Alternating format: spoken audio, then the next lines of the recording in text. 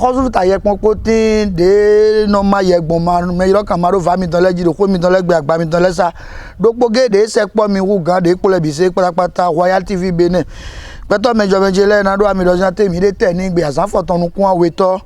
ayi dosun o pe fowo fotonu kun eneto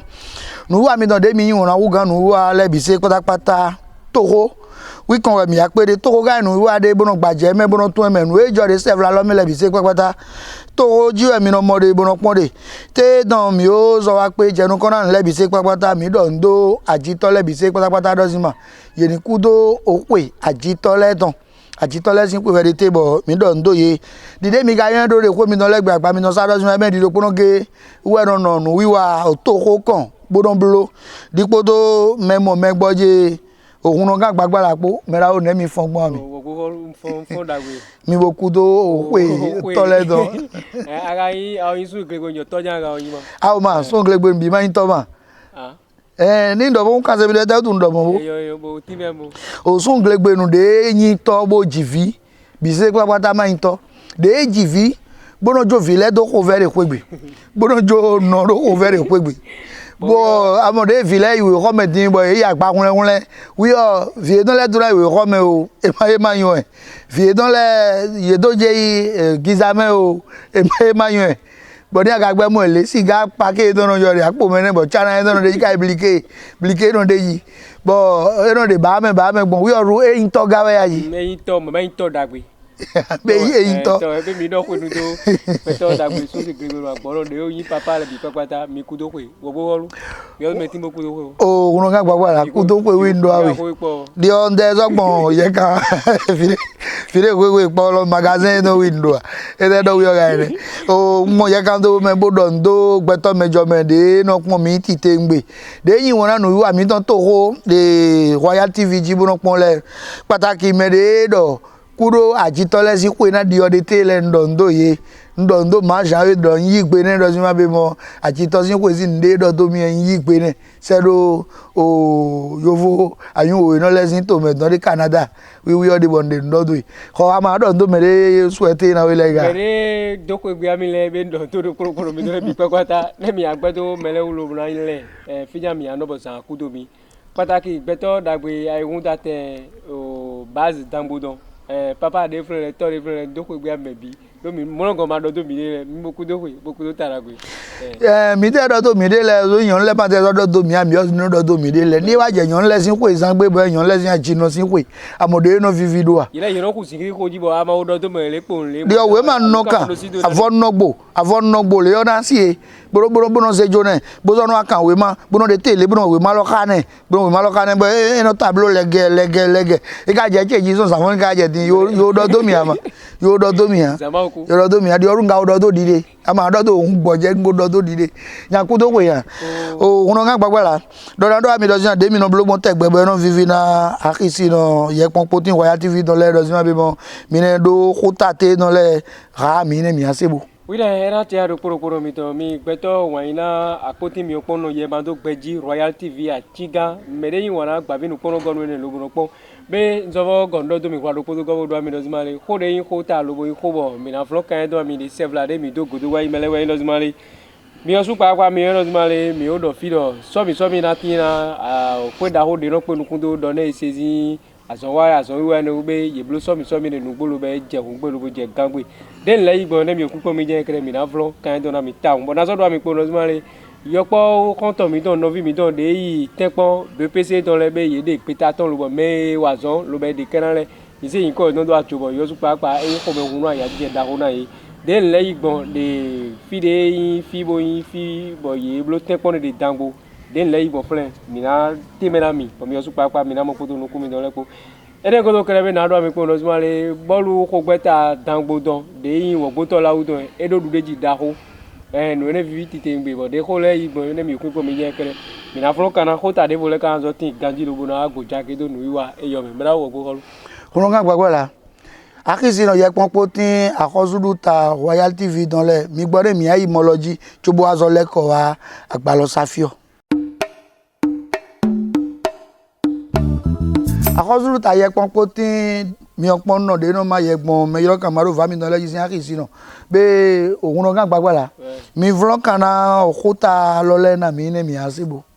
Oui, era tia do poro mito mi me de imelo kwepo mi de gan mele ndogbe ya do poro mito bi pepata bodo mi ko no zumari mi gbo bodo yin ma yi kota le ji lobo vlog kan do mi ndo mi zan de kota me do zumari ye me de novi mi don lobo yi tepo BPC don le be ye de peta ton lo me yin me lobo wazon bo dinle ye ze yin ko don do ajo be vivi ayo ko le ganji fide yin filo bo ye yi blo tepo mo ngodon de seje e dangbo don wo ko be ni si me do dangbo don be mi le mi kwa for do plan ne le yi gbon ye me de yin me lobo dinle mi osu papa mi pon wa jije de de ko me le ko de dole mi osu mize no ko mi don lobo pon bo gazi to mi don bo se ko le na bra ko Sylvain Anigre kodo Apollinaire Viwa no ko ye we tian ye ne na mi pon ye da gbo ngodon CG1 Dangbo Toyonva FIFA men CG1 Dangbo Taou Pires Semassa Sylvain CG1 Dangbo Tourou Mumbaraka Constant Notre-Dame de Dangbo Tassou Emeline CG2 Dangbo Toti Florentina FIFA men CG2 Dangbo année là mi foncé temps donc ouais on retard on bon regarde vraiment la différence de team parce que année passée grève tis ou pas mais année là grève matin donc nous n'y a là mais quand il fait une là pour les voyants maman nous comme les mais gandhi mais pour là mais mieux faut programme mieux faut les bureaux bah même on là le gandhi donc au fait des milliers amis on n'est pas ma blême à part mathématiques des on est là mi bon moi grève raison majorité année passée dans Midjaï parce que quand même grève tient et on va école lundi à fond pour on va vendredi soir donc année là mi bleu les Gandhi ils sont au programme au moins 2 mois avant les examens bon mi a révision les sont aidé beaucoup des milliers examens aya des presque épreuve les bi on ne veut c'est on a continuer bon on a doit ne que bâti il m'a dit mais ko ndeko ben fier mi va voir moi donc courage les bi mais ils m'ont découragé et découragé nous sous le moment où et ni do accomplissement bo so ide bo et la machine ayi ton do me plan de ton de yile me ko me rumi taun do we de wa ingo yi bon jai bo via vi don we me de moro ma o se deji me bo me examen yen ko don bo ma din le nbi o e do ni do accomplissement bo ma via vi do ni gan yo zu don ho na din somi de na joloje lubunaze me na khuyazana mi me yin khojira zon wato do ne sezia zon wato do khweda ho de no penu kundo khojira zon hak khwegbe don be ye de fo mo nko don taun de khogbonu we blo nu wa mo nko don de ye blo wa pegbe lo bi pepata ji mi le mi ga khwa fo do khogbonu ye me yin me lubo mi mo flen lo be wa fo de gbele mi ka kho bi o nde yin nu lo be mo be vivi na e na tito ene ye ze gbedo ji lobodo me da ko ro yan bo yan ko we ti an ye le lobo ko ple mi pon nu da gbe de ejo ten ne mele Nous et la so ou man meledo de musedo commissariat mais iboise boa hu de sen dogbon do mele bi sinu kuma e mi kablo mo bo mo do le bi sogbe yo de ho kan tanton de sen dogbon din cheju lo ko mi lancer processus so de mi wa fi ta ponu e mi mo do o mele yin se haxi mele yan no temena vodire le e ya wa to afon lo imi ka pon ganji mi na mo do le bito yi sin file mele wale e to nko e to le pon to we malo me yin mele sin ko to we malo me bo e mo do e remplir condition le mais no i bulletin to bono isolo me bono remplir formalité to le bono a déposer do win lo me selon catégorie et ton candidat de nyeze on do jideo do que e don a son de e che he bono a son de dan wa buena je he mi bono profiter mi de leso ena wana mi do don mais ni ma je ton bo modo me de le ton wa bi na ze de do couleur bon ndé mi de espérer o mana mono ena asin pedi oui e jacho disposition les do très propre bon agent les bureaux uniforme et ton mais donc sécurité do fi nous bidou fi donc des modo c'est très bon c'est très organisé do o mi do gbe do ne haklo don donc ouais zo même bi ton bo afiote dem ga mon lo do e ma yin na bi ero yi o mi do peta dagbe ko peta la na ton be na fun bona je mo do mi ta ide technicien no yin me o me titan wa so me de godo to bo titan to mais mon quand là ouais na do gambo mi dem ya do fibo o me hun mi me do gba lọ́kàn le ko we ti ton le ton wo ye bo mo e do na lo de ke bo yin mi son bo lo de osu dem blo gbon e fi ami mo ja cho e to nle ganji bo nde maro kunya de mati le biro yin sin dide jero bọ́ọ̀lù kó gbẹ́ta àwọn gbótọ́ láwùtọ́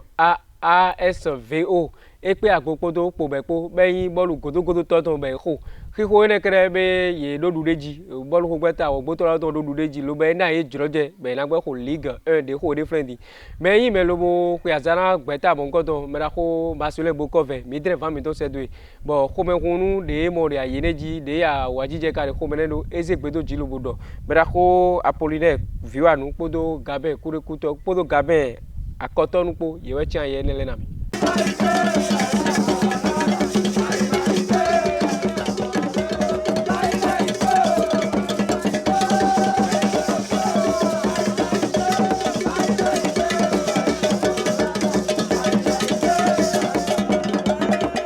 daho ina mi wo ja ni do e ma bo e ma fa de we e ma fa de we e to yan ko mi town me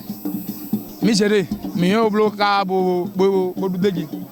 aya jo mi wo ja ni ele na don do tra la parce que file pe mi ayo e no ko do mi no ni mi wa ni bo egbe ni o ele we parce que ni ado mele ko do de ba hin do ko mele ko do de mo la plan e file bio an to ko yan donc quand le mi do ka ye fi na ele zo mi don do e town bo do ko le ja saison le bo ja et nous voyons que domino lomo nous d'abord do ballon lo mi osumo de igbon mi tenpon bo mi ando bi na e o ya me mi bedo mais ballon lo wa di odo mi ji bo ye ya odo bi na mi tene so bo joueur mi don le osu ye ma poser ballon do de no hodo e mi de occasion le moto ma de bido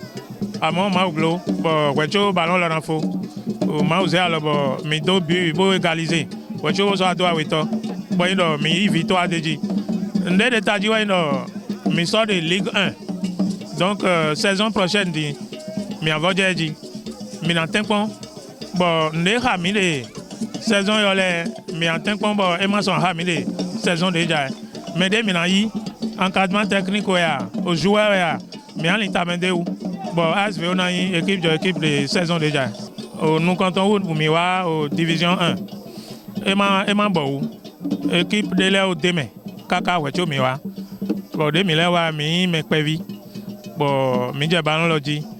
o saison yo de mi ho mi amodo wede lenu mi no yaga wede lenu mi no ido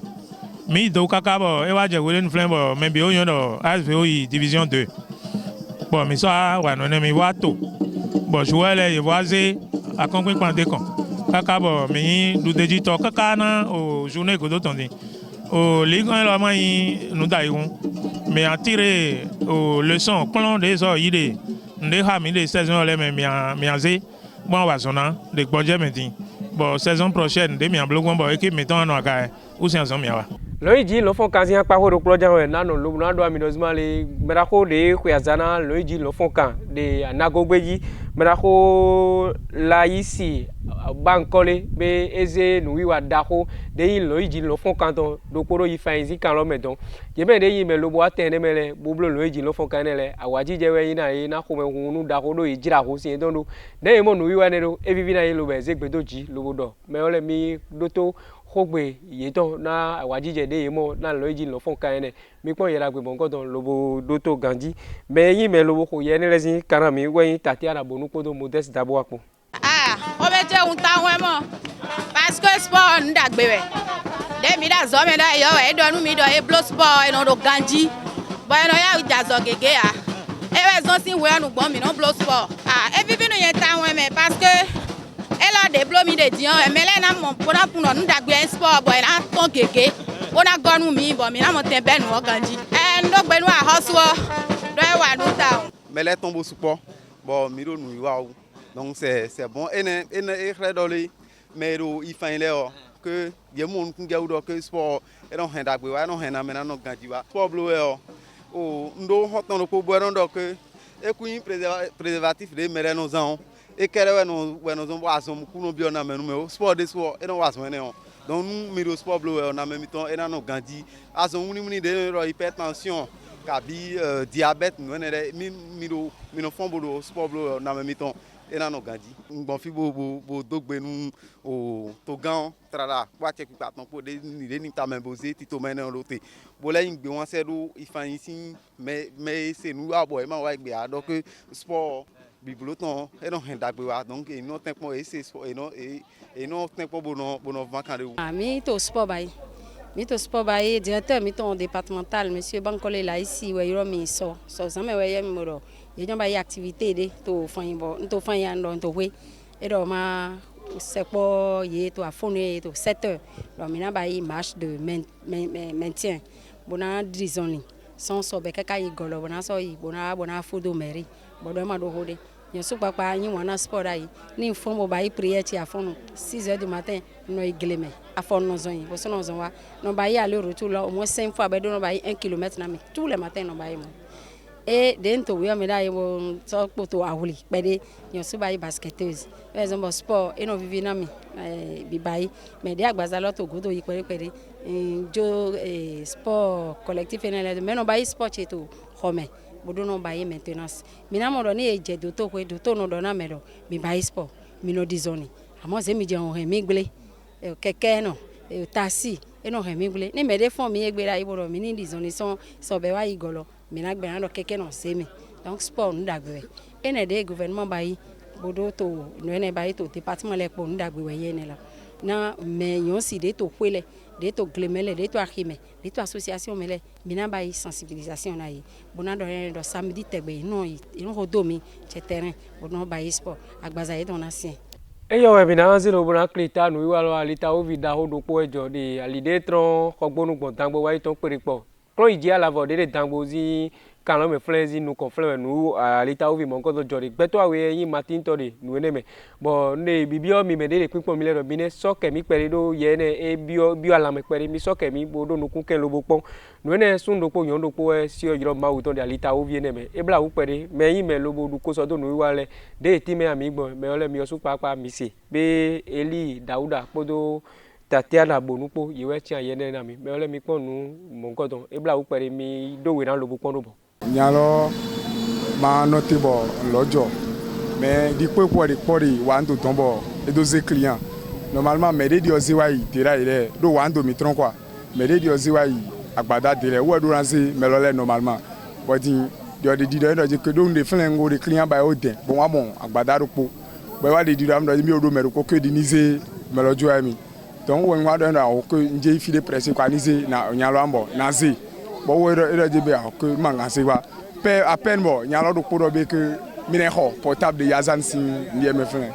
to nyalo je portable ho gbe bo de odete bo de me wo don do ko de me ro ko geti do me lo ni wa bo na ya o ze go me de mo lo ble moyi donc kaka wa ne ya ba me ton ko donc ko bo me de na dasali bo portable ho gbe lo lile wo don wo mo me de vo mo da me yo lo bo e asimi gba bo dam lo don de jikele mi odo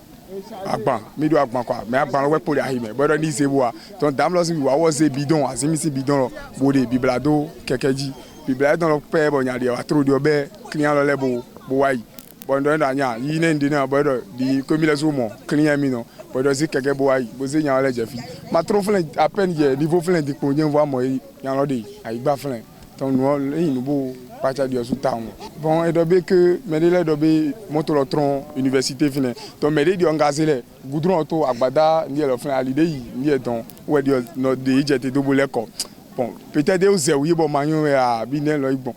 bon wa etron niveau flen moto lo tron niveau flen pour à lui pour donc e o de pipette moto lo de les bleus de alidi là il m'a dit que tron université lo flen vous boka alidi e o de mu de alidi donc ni no e o nya do intention da e bo do be de no wo ma le do moto lo e jamon mais de nous kon e me comprend mais de nous kon bon e vie mais de nous kon e wo vie boy donc wo sin mais aussi ndi e biblo éducation na mouvement wa dans file bio medene wogbo mi boku do nu meti mena me ne mi ga blogo azo mi do ga mo mere pipo mi le de yin wana bono po maga go ma zero asia ibo ya ru ya go ya go zero no alisara ya mi ti tegbe o ya de mi le pipo enele ya de vivia mi ta on de yele bi sese me oui yin amo fi mi don de yi examen te ko ne BPC uya ye bo fi le yeze vanjona se nde do filoria ero ni wa be mo ne gba mi don de ma tin de ga me lejo e yo zu juro ebo ma di yo zu juro ebo ma di mo o mi ate so don do a check pipa do si ma be mo e wa so de blogbo kaka bo aso foko igbe so foko igbe ma tin yen ndagbe taun we let me mo wo le no ne nde yopo le do be ndagbe we do mi osu papa mi ayo ma le we nu e awo we nu a check pipa de flema o ya so wa so foko igbe tin nu gbonugbo do awo le lo e do ne awa ko be dopo de teni gbele o eso foka holu zagbe ko chuba wa bo yopo le ye gboro de flu pe bo adogo ye yon le yopo yon le jo yo amo koko en pe po bo video kan do we nu ye ma pe ko mo bo ile ye le do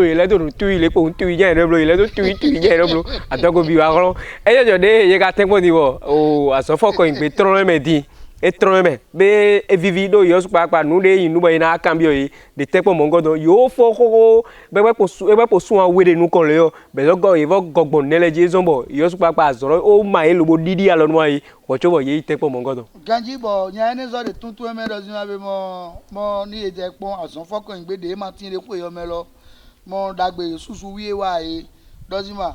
wo egbe po su an we bo yo fo tito de yo no plon me de we ko me lejo yo fo bi bo ase sun awe lo bo ablo fogbon eji tonda bo enewe na e gasien bo yo wason town to mo nya le fe cho kan cho bo gbetora de fi enele me flan ni bo ma ro din po aha gbetora di no de ga na o ede peta ke to bo na bo ze bo me to le ze do ajo e ne mi aro credit kan we ko ji gbeto kande wo we me to ma kane wo bo nu pere jeji e blo be me bi ma din me ma ka din le yo su papa eyan de zin ye da ye do o asan lo re ma fọkàn igbe ne o we lo re ka ya o pon mi to kan me lo be fo mi so fo blo gogun eji ne ne zin mi o da ele mi yo ma ne adibo e me ko le bi se me yo kan ma do vari alo wi jan we be de whatsapp ji we bi se nu but we don't know de yiro abrege you know boy you know ja we le do kenke bo e de ran yin de mi gan bebe aha bebe amo me lodo adu mo fun gbogbo yire do bebe ka o me lo kun ayon mo ya ni upload gaga di amano flend agbedo le bi e di oko ko ma di oko a ne te do numo di yoro ken mina waji na yeme de ma dinele amoro zmale khode me yiro gbon wo chobro wa khode me yiro itepo ne de walo flend ti bo mi no ya o mo de yeme de yon lo le si yiro gbe we lo ma plon ganje don we lo bo karo ize yere lo bo ize jo anu plon meton le be no yiro de kena e be no kena e be no ke be no didi ye ma ka flo me ma ka flo azaro pori ka jabo ya azamo ngodo na ne jo yiri e be de bo ye so ado ko po fi de do ko le do so be bo me de no o we ma ton le ko bo de kena e mo ye do ndo ye ti te ngbe do wa so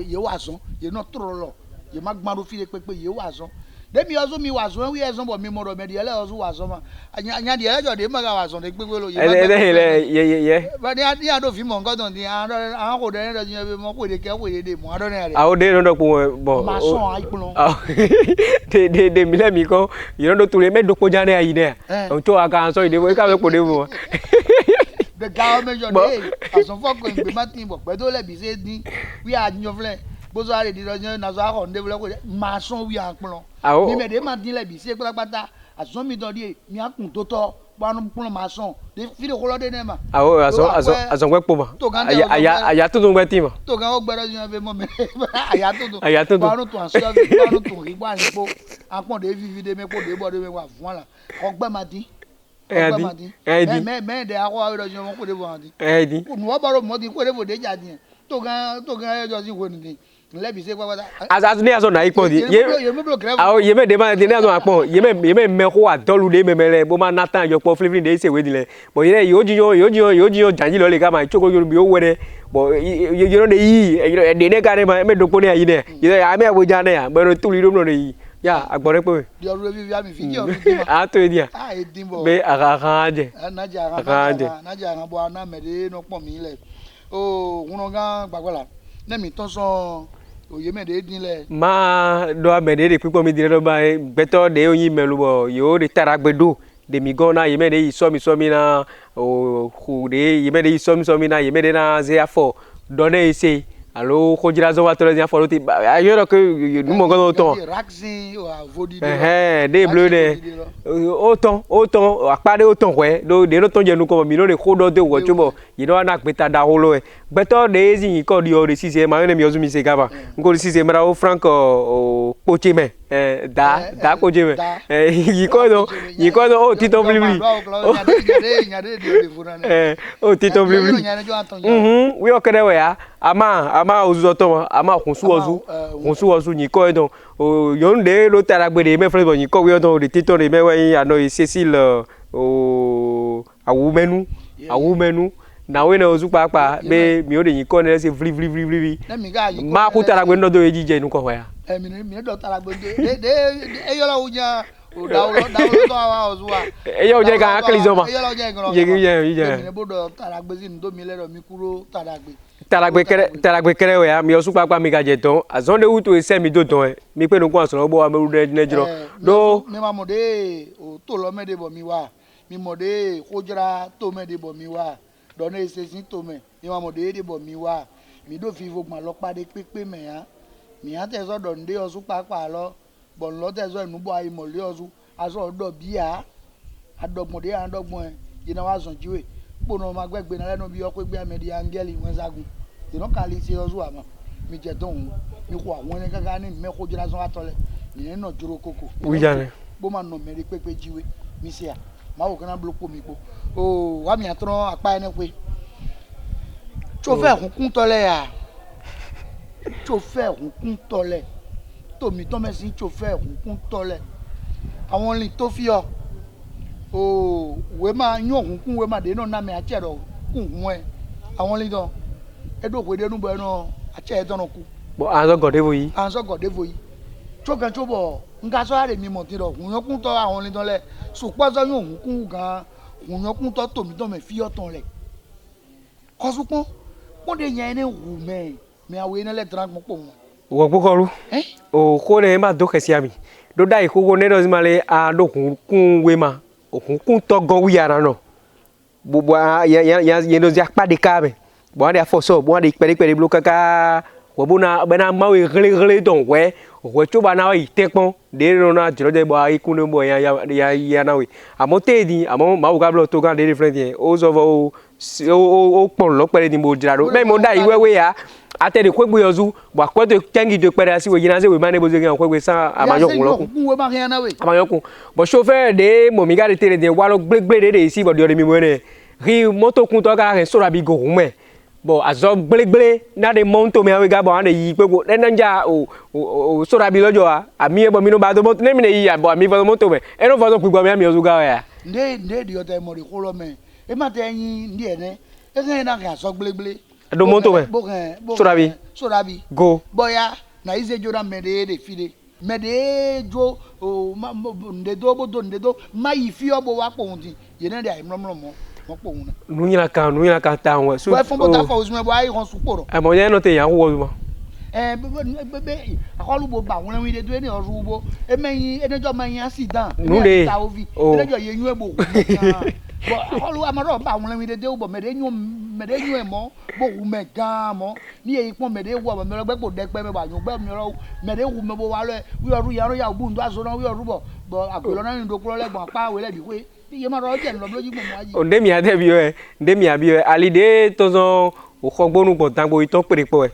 mina bi yɔ atsɛ kpa kpoto gan ho itɔ de kpatsɛ do agbakun ito mɛ ko wu dɔn yɛrɛ gɔ ali ne kpɔ ne dɔ sima le akpɛ wi yan mɛ gbɔn ali ne dzi bɔ wezu na mɔtɔn bo de kpo bena yɔ o pataki moto afɔ dɛndɛn kuntɔ ne lɛ yɛrɛ ye mɔtɔ zɔnɔ ku lɔ ju ame de kpekpe ade de ahe kɛkɛ bɔ de yi bɔ kɔzu mɛ ti ama adan gblegble yɛrɛ kun mɛ di de o koklo fi nɔgɔ zɛ ma mia dɔ gan ho itɔ ne gɔ ali ne kpɔ ta ne dɔ sima le ŋlɛ wi de yina kan te o bɔn wezu ke kɔ de ali ne dzi alo kporoma gbɛgbe na lɛ yina de do ali dzi ndɔ ne ka wa da yi bɔ ye ku kporo lɛ ku zero dzi bɔn ne ye ze do kɔmɛ ne ade wezu kɔnɔ la dɔn le yɔ le yìlẹ yìlẹ mọ de wesun de kọ́ adébọ̀ wa ìgọ́tò yìlẹ ló mẹ́tẹ̀ lọ́fọ̀ ẹ̀fọ́ wa káyì gbèlégbèlé. fọ́ẹ̀fọ́ káyì gbèlégbèlé tẹ alọ́pàá yìí ńlọrọ̀ gbogbo bọ̀ àyàn ìwòlọ́ ńdà yìí o gbẹtọ́rọ̀ de gọ́mọdé wesun kan bọ̀ àyàn ìdọ̀jọ́ benin tomi tó mẹ́ fi ọ̀nà lẹ́bi ṣé pátápátá wí mìíràn ṣe àkíyèsí tẹ́mẹ̀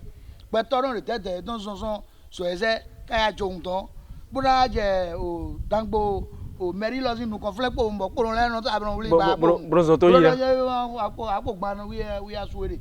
bo me lo cho we nu daga kande o gbeto si moto fo ton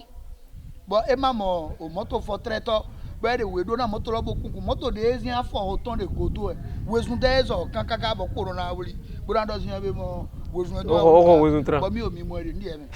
ọlọ́pàá de yi wa sun le gbon da yi lo le bo wa sun le ka bo ma o wa blobo lo le wa gbele do yi me gbele do yi ene blogbon ma o wa go lo na bo enejo ta fa tro e ma yen nele mi ma de nele ba ozu mi o kun to le mi te pon bo kun ali bo ka ron son dede mi no son dede mede mi wo nele din ilejo mi soja mi mo egbe amo o wo gbo ko ro mi na feel lo ma do ayi mede kun ku to ro e na jobo kun o don ozu na gbere yo na keke ga de ye mo ku le bla no me mo jan yo zu ye na re keke jibo ye na hu yo zu en pe ma o ne do la mi ozu papa mi yo gboro po na wa ti mo mi ozu mi na azon afo alo mi na zo ha keke mi bo blo tete wozu mai fi de pepe wozu jo mai fi de pepe do ali lo kwe kun je me de ko gbonu le uye kun ke ekun moto zu le po bo bi ayi sume bo ko sin do me don de so nu bo je akoji bo do bo bazin wewe le e ko sin do ye o pra gbedo ama ganji we wo su se lo bo so de taton le bublo le ayi do yo zu ye ko moto do ye be di me mo ngo to le de me gbeto de le ka tin bo do che do deji bodo doje ni me rodo to abobo dire lo do bro guera wuwe ye do fodun yo po bo epon godo me ngbe lo gbe ni e ma ja haro po lo be nu enele maka yan mi kun tole mi dio ne maka dio jan ya ma ona blo hun mi no le agbele bo mi aja bodado ne mi zo afo bo mi orupa pare afo ran mi adoji ku kan de mi le bi moto kun bo mi le de keke ti mi bo mi ma ona blo kun le bi agbele bo mi agbo ja fo sonje níṣẹ́ oúnjẹ alẹ́lẹ́dọ̀ ní ẹ̀jì aṣọ afọ̀kọ́rọ́ akùn nínú ẹ̀mẹ́. ndé tẹ fífi àmì tán ẹ̀mí náà dé tó ànágọ́gbẹ́jì tán bùrọ̀dá dọ̀ tó mẹ́ra kó báńkọ́lé láìsí mẹ́ra kó ní ẹ wá sí lọ́yìí lọ fún kanzi nù ìwà dáwọ́ ló kóró yìí fàyín sí kàrọ̀ mẹ́fẹ́ bẹ́ẹ̀ blo nù ẹ̀bù fífi àmọ́dé gbẹ́tọ́ dé fún ètò ṣètò pẹ́ẹ́rẹ́pẹ́ẹ́rẹ́ ní surtout wà nọ́ọ̀yẹ́ ní ẹ̀rọ ìsúnmọ́ dé mi gbẹ́ kó hun sí mi dá yìí ní mi jẹ́ nùkàn mi nù afọ mi nù zọ̀ àmọ́ dé àzàwọ̀ gbogbo kó wá ṣètò kó tó pẹ́ẹ́rẹ́ mi má zọ pé olùbọ̀dọ̀ blo gbèrè bẹ́ẹ̀ kọ́ bẹ́ẹ̀ nyàmínú ló pẹ́ẹ́rẹ́pẹ́ẹ́rẹ́ pò àmọ́ yọ̀ dé wá gbódò jọ fífi ní kànjí bẹ́ẹ̀ blo àmọ́ mọ́tò símọ́ lọ́yìí lọ fún kàn ń dàgbé rẹ̀. vivant wiwe lọ́kẹ́ ana mi di òzèmí jan òzò kẹ̀kẹ́ òmọ́tò pẹ̀tọ́ sùsù máa tẹ̀ ẹ́ sọ́ọ́ de kẹ̀kẹ́ afọ́sọ́pọ̀ gbókun ọ̀zù dè pẹ̀tọ́ sùsù máa kùn lóye ozọ múra àríkùn gbọ́n ẹni bó ìyàkọ́ dọ́ mẹ́ kọ́kùtù mẹ́fìdé ẹ̀rọ di ìyàkọ́ ẹ̀rọ di ìgbọ́ sùn afọ́ ọ̀sùn ẹ̀kọ́ tẹ̀ ó kàn báwọn àbọ̀ vivant wa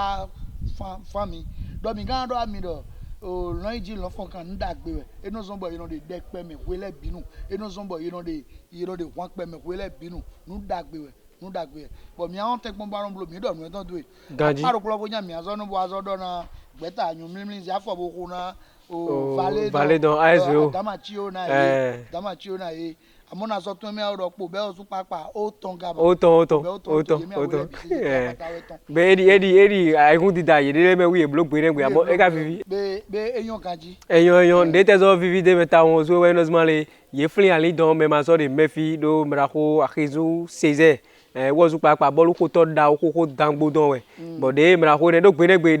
ko bolu ne gbere ze mra ko ne do ze agbaza don do ten ko to be ye flin lo bo sin do wi do alo bo flin ali don ne ngam ali don ne wozu papa ko ahun gbere bo ayo lo do vivi ali don ne ko ahun bo lo vivi ko de me na o de gbeda yi bo ogbeta balon ko ton fale no ne yi opo be o sin atan e do gbere yi na wa de mi a ko ye jan we e ma ka so ado gbere afote le chobo iwade àmọ́ de o doda yenu eton info ye koye be do tara gbenu emi na do ayun mi zia for do ko ne do zmare adama chi oyin ne nu ko gbeme po me da ko lo su papa de pa che do yenu en so do mo kaka bo yin so fo abe de votin lo nde gblede mele ye anjira do ne bo flin bo be bo ne juwe adolu bolu ko to adolu de mele yele za yele se bo ko yo de bo le bo yin bo be lo ne fi o uno kan gbo wala ni mi na mi gbe mi ayi o afo se do ayi se do mi ayi do te koji die de mi do ogbeto mejo me ye da gbe poto Royal TV Benin ton le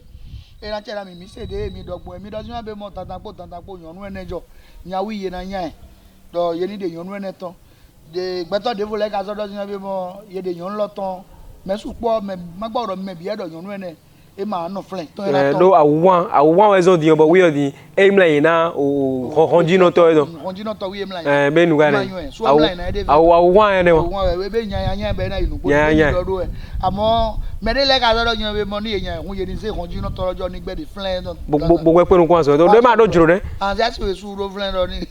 amo ko ma to nya lo zo ga na kan wle wi ni ga to ne am lo ne tio ejo na wo lojo na ikwe janwe e ayi kwe bonaze o honjino to bo ze 9 deji do de o blogbon te bo fi aye ye me ole yire gbe kan nu bo no blo nu do de ado e ayi kwe e me de do yan be mo yan lo ni ikwe amo honjino to ni no flen ni aso ada si devo bo asi lo so ka so yan o kwa to lo honjino to na zo adu let me say 7 no de am boya yan lo flen ni asi de no de awo kwa wiji jan se wo lo ya bo o bonu maga ozo kan kwe logbe ba zo adasi ile vo di be zo anya o won to kaka bo zo nu won godun so ajojo lo be go zo ye ayi yan nya yin endi yin lojo di o won jino to ru ma ro fun yan no won je ni no nu fo mo sa so gbelegble ye be bi ko pata na yi be ni ejrowe na se ayiro te sin ko egbe don na se ro ateji jenu ko mi me bi se pata de kanu se to mi ka de do ko se to mi le mi mo bi se pata bo se bo so ka bi se ina chena mi gba o eyo jode na do na mi nde e nya de wu lojo du eyan lo su papa o ye da gbe pon to Royal TV Benin ton si akisi no vive da o do po e bo e wa do de na do se to mi de le ka de na kan mi de le mi osu mi le mi mo bi se pata ma so we ye mi awele bo e ko ahun ye to gba gbe da o de chantier ji ye to gba gbe da o kaka bo gbosu edeju e wa gbosu do kwa chobo ye na je kwa gbe lo to ji kaka be na yan ahun bo ye na ko mejele o yeri alo dren do ede le kwa gbe azon ko ton de jan mo be alo dren do ede le mero po de me bodo asiawe mero po de me bo wi ozo do asiawe da ya asiawe don le bi se pata wa gbe do tren me ma so jade de awe le bi gbe yeri kwa gbe to kaka bo me de yan asiawe le bi o gbe e wa di do na me de do asiawe do si ma be mo wo de fu mo di bo be asiawe ple bo me de do asiawe wa di do na me de ma do de pepe de awe don le o gbe wi wa di do yin do si ma e do eyan kan ya we me ato nduru ma na yan nu eson bo o de we don wele bi we don wele bi ah de do mo gba le wi me de yan da kon gbodo mi le wi e do ne na ni ani de gba yin do e kenu gbodo mo mi do asi mi don wele bi e asi wi o don awe de asi e no le mi ayi awele bi se patapata neken bo mi ye ma pe kaka na tan de di ni wa we bo ano ton pon gbe po mi ton gbe wi na no apon no aha dabo ta no reji gbe do de ga de ba ro ne ri ko lo yin ko bo e do kaka bo kesu bo su lo we de kinken le o bo gba lo a ede le bo ba lo gozu bo akudo kun be de yan akudo kun kaka me de ma gble wu iwa da e bo iwa yi mejele àwọn li wi ye donu mo nǹkan ton tele be nínú awe ga ye me bi bo ere àwọn rin bo de chantier ji bo da son wa ma son mi ton lewe ye wa be ko gbe bo be ko gbe lo bu kaka bo yin ko to kun yen asan de ma je kan de ma je bo yanje ego nu gbo e wa ba no po aha e ba no po bo e kan no si e wi ero a no da su yoyo no wi o no da su yoyo devo ah bo edin to na ko lo kaka nya de ko po awun de awon ni lo bo kesu re nya lo ayu re bo do a mo mi se re de no kan se no de ah be o mi to me te o no de o so mo ho de ko de si no fi ga yin yo eyan nu gbo wi o e ma so itan do de yo do da iro si ma ana pon no we ozu ko che mi ana pon de e hu yan ne bo asi we awe le nkan da e hu yan ne bo e ma so do mo ano e ya so me azome don wi ezo de bo yezo yiro e bo do ne do si ma asi e meho tedo nya di lo kaka bo da nya di lo ah si e meho so iku no ji donga e bo nya di lo so se me yiro kan maro va bo yiro e bo do o mo dopo nya ko ere tin bo mi afo ko de mi do le mi afo ko de mi do ne lo ayi ga e don de ko lo ji aji bo si e meho o plan vie ton la bi se bo adio mi o dai mo mere ga yan si e pe fi lo e de ko Bon mi ba do zima ne jivi lo de hwe. Be jivi lo ne lo. Mi na yi lo. Mi na yi lo. Bon nyadi lo nyadi adan ne gbigbo ebe avi. Ebe avi e je klobo vi avi kaka e ma yo de zen ya blogbon. Wi wa yiro mi de Royal TV ji bodo mi ne se ko lo do ateji. Do mi me de no bo me de ko mo nkan don sile. Ne mi aso blogbon fi di ne chi mo alo te u yoro duna. Do nya lo ne do gbe ti. Bo ku gbe wa ji. Gbe sa mi ton mene. Ne ge mi aso blogbon. Mi me de no na nu yin emele. Mi de te pon ko na me mi ton le. Ki ka me de ji mi no yiro mi yin de e. Ere pinpon me yoro kan ma do va mi ton ji bo mi ozu mi yun. Mi kanu se du mi kabi mi bo yiro mi bo do de nyalo na blogbon e nyalo su papa ede toji mejele akida mno do apana ki ko tore ni sakugbere akida na iko do na hun kan gbagbara do sin bi mo edo me awere bo ado do chobo mi asu tada no wa